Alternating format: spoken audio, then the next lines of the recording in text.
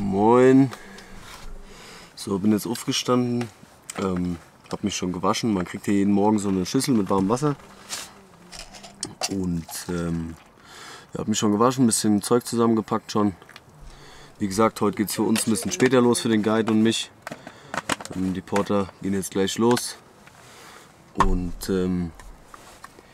ja, dann geht es an die Barranco Wall. Die zeige ich euch dann gleich, wenn ich hier aus dem Zelt raus bin. Ich trinke jetzt erstmal einen Kaffee.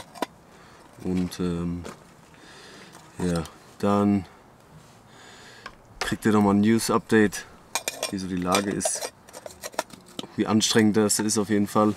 Sieht ziemlich steil aus jetzt bei Tageslicht, richtig, habe ich es nochmal gesehen. Ja, schauen wir mal. Gut, alles klar, dann werde ich jetzt mal in Ruhe meinen Kaffee trinken und dann melde ich mich gleich wieder, ne? Also bis gleich, ciao. So meine Lieben, geht jetzt gleich los, wir haben jetzt zusammengepackt, immer so 5 Minuten. Und dann geht es an die Barranco Wall. Dauert ca. 1,5 bis 2 Stunden, je nachdem wie man vorwärts kommt. Und ja, die Wand ist jetzt direkt hinter mir. Ist jetzt ein bisschen Gegenlicht, ich hoffe die Kamera kriegt es hin. Ihr könnt ja mal auf die neongelben Raincover achten, da sind schon ein paar Porter an der Wand. Dann könnt ihr euch ungefähr so ein bisschen vorstellen, also kriegt ihr so ein bisschen einen Größenvergleich, also guckt euch an.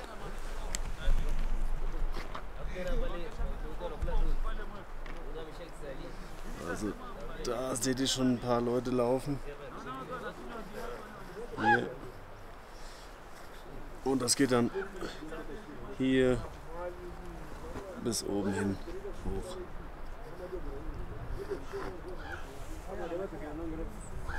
Ich hoffe, ihr könnt es erkennen. Ja, da geht es jetzt gleich hoch. Wie gesagt, das nennt man auch die Breakfast-Route, weil man das Frühstück danach auf jeden Fall wieder verbrannt hat. Und ja, ich bin soweit fit. Bisschen trockenen Hals von der Luft hier nachts. Und das habe ich auch schon im Höhenzelt gemerkt, dass man ja, von der Höhenluft, die ist halt irgendwie trockener natürlich. Ja, kriegt man ein bisschen trockenen Hals, muss man viel trinken. Und ja, gestern habe ich glaube ich auch wieder zu wenig getrunken. Und ja, alles klar, genug gelabert, bis gleich.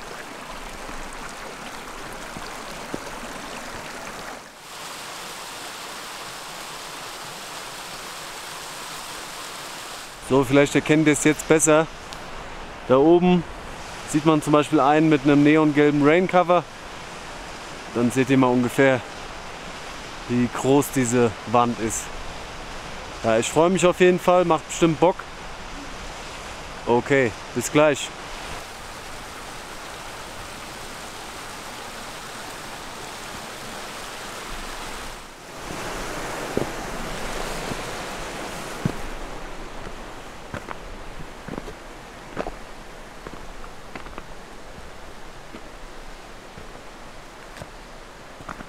Yeah, you know the meaning of the karanga? No. The means peanuts. In English is peanuts and baraf means ice. Ah, okay. Yeah. Thanks.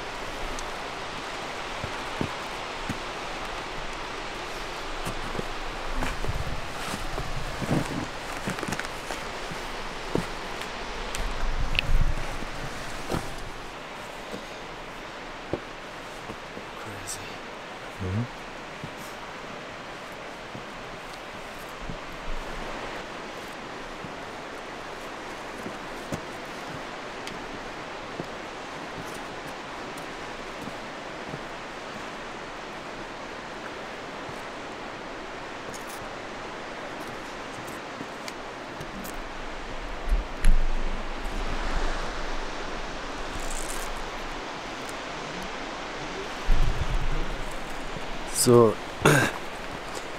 jetzt kommt der Stone of Kiss.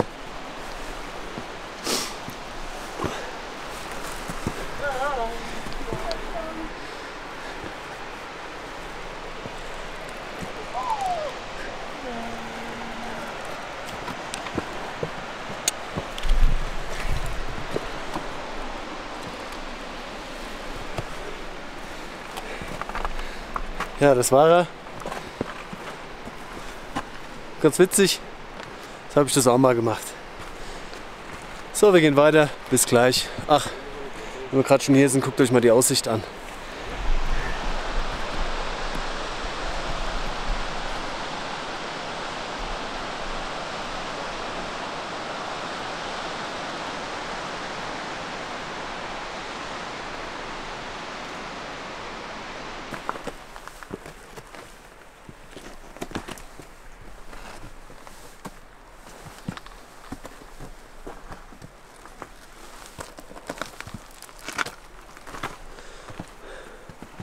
So, also wir haben jetzt schon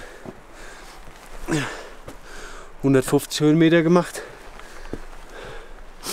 Es ist semi-anstrengend, also ich komme gut klar.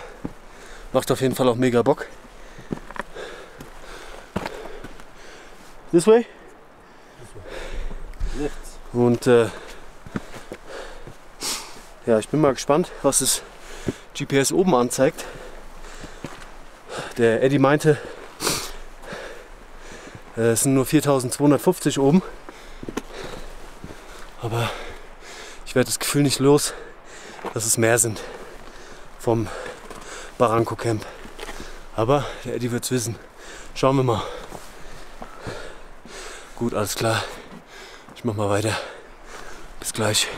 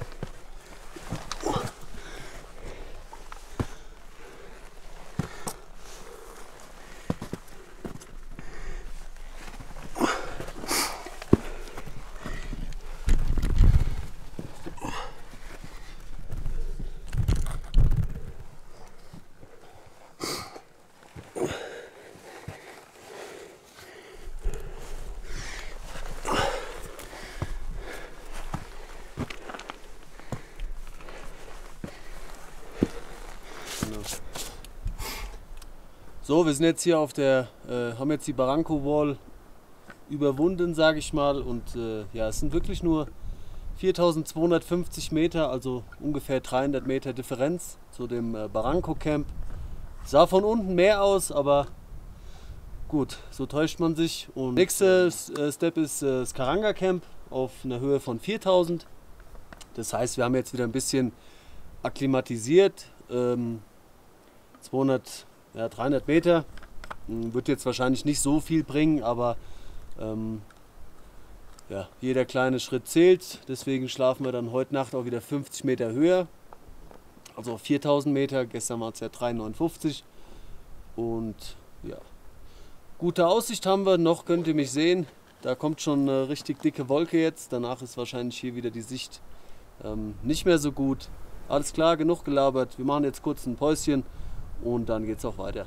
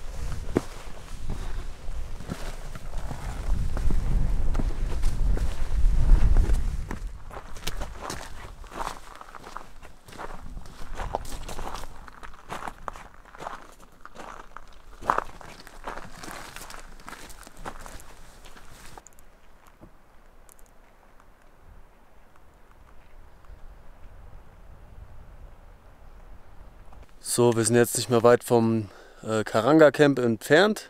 Ja, wir gehen jetzt einfach nur noch hier runter und dann da diese Serpentinen hoch. Da, genau, hier. Da gehen wir hoch. Und da oben ist schon das Camp.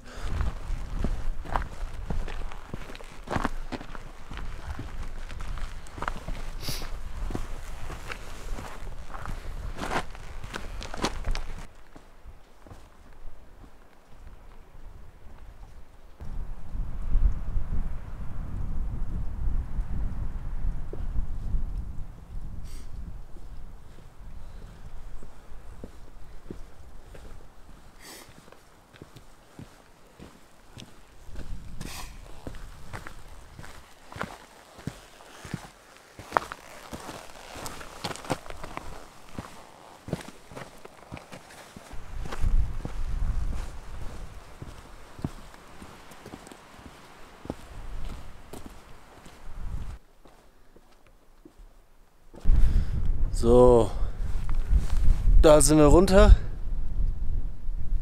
und jetzt geht's da wieder rauf. Und dann gibt's Lunch, also bis gleich.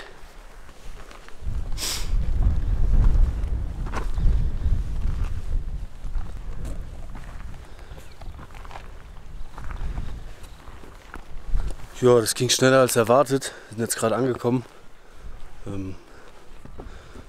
Eddie, how long did we need for this climb, for this section? We take 30 minutes? no something like we start down there 12:07. Now is 12:24. Something like 20 minutes. Ja, also wir haben ja für 20 Minuten gebraucht. Ich habe eigentlich mit viel mehr gerechnet. 18 minutes. Ja, 18 Minuten sagt er. Karanga Valley to the top. So, ja, ging schnell. War jetzt auch nicht so anstrengend. Wir haben ein bisschen das Tempo geübt für einen Gipfel. Also Atmung und Schritttempo, das ist ganz wichtig, wenn man auf dem Gipfel will. Ja, war gut. Ja, jetzt sind wir hier am Karanga Camp angekommen. Jetzt gibt es gleich Lunch. Das habe ich, glaube ich, jetzt schon 3-mal gesagt. Ne? Oh Mann. Ja, eintragen müssen wir uns jetzt natürlich wieder, wie immer. Und ja, ich dachte eigentlich, dass dieser Aufstieg jetzt hier 1,5 Stunden dauert. So sah es auf jeden Fall von unten aus. Ja, so kann man sich halt täuschen. Ne? Man guckt halt auch die ganze Zeit nur auf den Boden und läuft einfach. Ja, also man hat auch nicht so den Blick, jetzt wie lang es noch dauert. Das ist auch so ein psychologischer Hintergrund, wieso man bei Nacht auf den Gipfel geht. Also morgen gehen wir ja hoch auf das Barafu Camp auf 4,7 und ja, da geht man dann um 0 Uhr los und das ist halt komplett dunkel und man sieht gar nicht, wie weit es noch ist.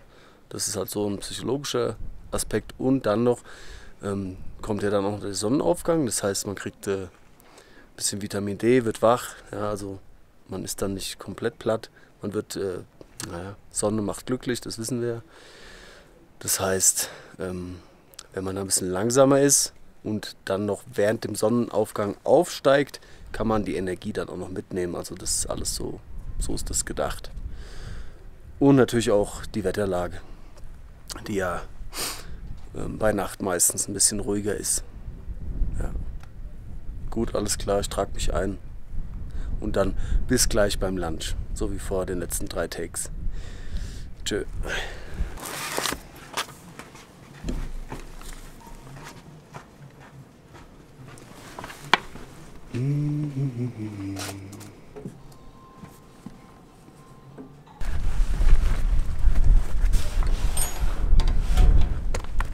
Just tell me how many kg. Wiegt nur noch 11 Kilo, also ich habe abgespeckt. Ist doch gut, oder?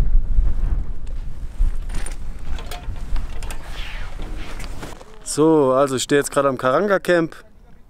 3995 Meter. Und ja, da hinten geht es dann hoch zum Barafu Camp. 4 Stunden. Das ist dann auf 4,7, habe ich ja schon mal gesagt. Und dann geht es nachts dann auf den Gipfel. Ja. Ja, hier ist Karanga Camp. Da seht ihr auch immer die Vegetationszonen. Also alpine Wüste hier. Und man sieht auch immer, wie lang es noch zum nächsten Camp sind. Also Barafu Camp, da wo wir dann morgen kurz uns ausruhen bis zum Gipfel, sind es 4 Stunden. Stella Point 8,3 Stunden und Uhuru Peak, also der höchste Punkt, sind dann 11 Stunden. Ja, je nachdem wie schnell man ist. Ja, war ein angenehmer Tag heute auf jeden Fall. Wir gehen später nochmal hoch, bisschen akklimatisieren. Und da nehme ich euch dann auch wieder mit. Und jetzt zum Lunch. Ja, mal gucken, was ich so filme. Landschaft ist jetzt nicht so spektakulär wie gestern. Aber wer weiß, vielleicht kriege ich ja wieder einen schicken Zeitraffer hin. Gut, alles klar. Bis später. So, da bin ich wieder. Ist jetzt schon eine Weile vergangen. Das letzte Mal hatte ich mich bei euch gemeldet um 1. Jetzt haben wir 20 nach 3. Julius hat sich nach dem Lunch natürlich wieder hingelegt. Aber habe ich ja gesagt, also für mich ist ganz klar, in der Ruhe liegt die Kraft. Nicht zu schnell ausruhen, essen, Energie sparen, Kaffee trinken und dann funktioniert das, denke ich mal.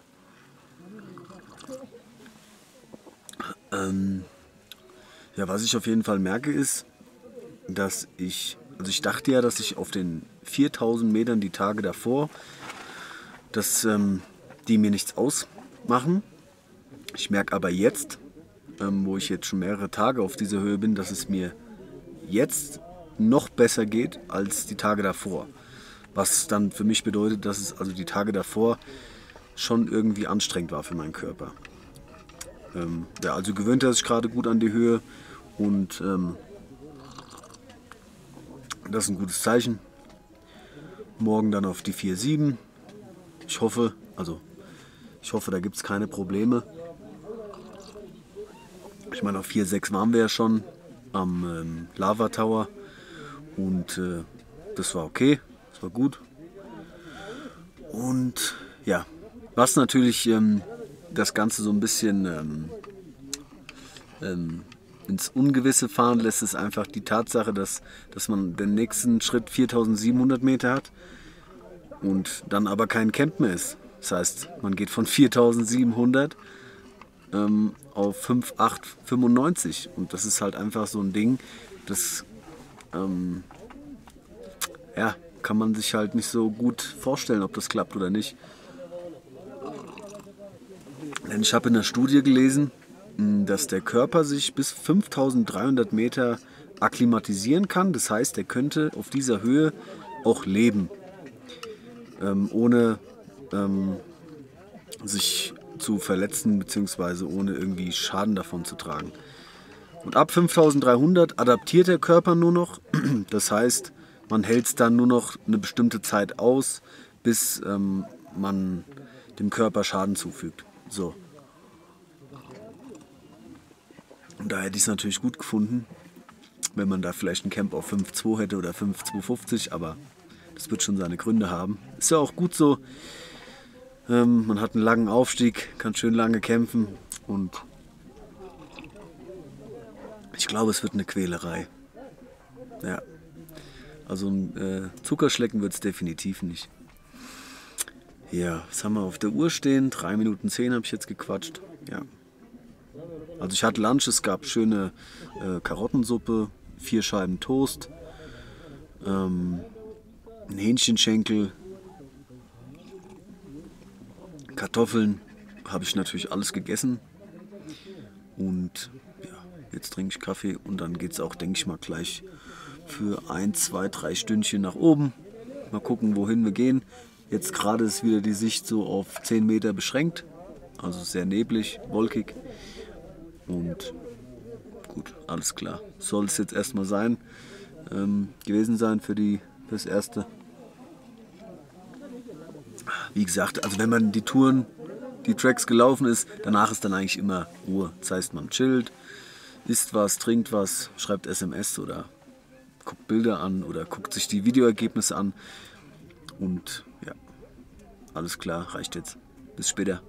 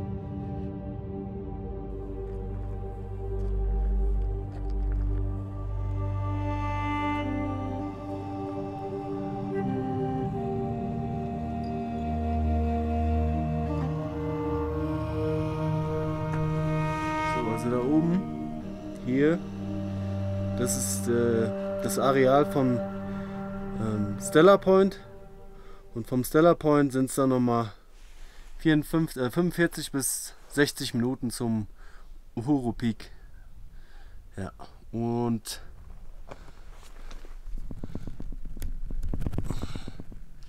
da oben, mal gucken, hier. Da ist die Toilette vom Barafu Camp, also Basecamp 4700. Wir sind jetzt auf 4550. Ja.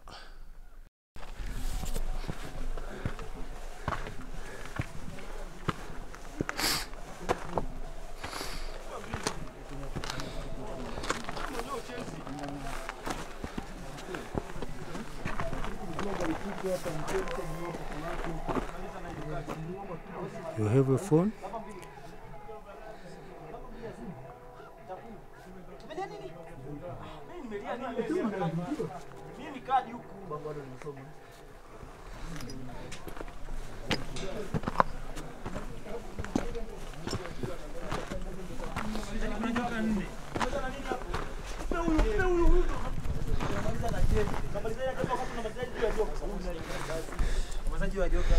So, also der Eddie und ich haben es uns nicht nehmen lassen.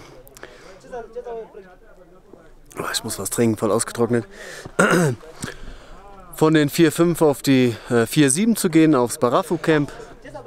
4673. Und da geht's morgen hoch. Ich habe jetzt gerade mit dem Eddie unterwegs gequatscht. Ja, ich fühle mich schon verdammt gut. Und eventuell gehen wir morgen direkt, also wir gehen jetzt gleich wieder runter, wir trinken jetzt kurz hier was und sagen kurz Hallo, dann gehen wir wieder runter und eventuell gehen wir dann morgen auch wieder, also wir gehen morgen wieder zum Barafu Camp, wo wir jetzt sind. Nur bleiben wir vielleicht nur eine Stunde, essen was, schlafen eine Stunde oder 1,5 und dann gehen wir direkt auf den Gipfel, das heißt eventuell nicht nachts. Hat Vor- und Nachteile natürlich, man kann die Akkus nicht wieder voll aufladen, allerdings kann man bei Tag den Aufstieg filmen, was die wenigsten machen. Also wenn man Videos bei YouTube guckt über den Aufstieg, dann passiert es meistens bei Nacht und man kann nicht so viel sehen. Die psychologischen positiven Punkte, dass man den Gipfel nicht sieht, sind auch nicht gegeben. Aber ich denke, wenn ich morgen, so wie jetzt, also ich bin jetzt hier oben und fühle mich mega gut, ich könnte jetzt gerade hochgehen, dementsprechend könnte es auch positiv sich auswirken, weil man gerade einfach im Run ist und es dann einfach straight durchzieht. Und ja, jetzt fühle ich mich gerade total fit, keine Kopfschmerzen. Ich kann gut durchatmen, ist alles super. Also denke ich mal, wird das der Plan sein für morgen. Ja. Welcome. Gut. Karibu. Welcome. Karibu heißt gerne geschehen. Ja, welcome, you're welcome, also kein Problem. Gut Leute, es wird überbelichtet. So, kurz oben gewesen, Hallo gesagt, Stück Wasser getrunken und jetzt geht's wieder runter. Also ziemlich zügig vor Einbruch der Dunkelheit am besten. Dann gibt's Dinner. Ja, ich hatte wieder keine Probleme, absolut gar nichts. Sehr gut, freut mich total. Ist gut für die Motivation für morgen. Und ja, alles ist top. Ich bin super gut drauf jetzt. Das ist hat so einen guten Motivation, also es war eine gute Idee. Es hat gut Motivation gebracht, weil man jetzt einfach weiß, okay, 4,7 ist auch okay, immer noch keine Kopfschmerzen, kein Schwindel, keine Übelkeit. Appetit hatte ich auch, ich hab Bock auf einen Schokoriegel gehabt. Der Kolumbianer hat mir noch so einen schönen Vanilleriegel gegeben. Danke dafür. Und ja, coole Aktion.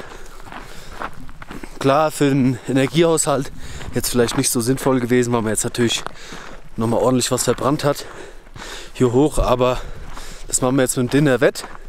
Und morgen beim Aufstieg werde ich mir dann 50% von meinen Powerriegeln reindrücken, dass der Motor schön am Laufen bleibt und nicht an die Reserven geht, so ungefähr habe ich mir das vorgestellt. Und ja, dann wird es morgen klappen. Mindset ist, denke ich mal, auch eine ziemlich große Rolle bei dem Hügel. Hügel ist der falsche Begriff. Bei dem Berg. Ich denke, da muss man auch einfach motiviert rangehen. Na klar, ich denke mal, für die Leute, die dann bei den Höhen Kopfschmerzen kriegen und schwindelig sind, das ist natürlich dann ein Schlag ins Gesicht.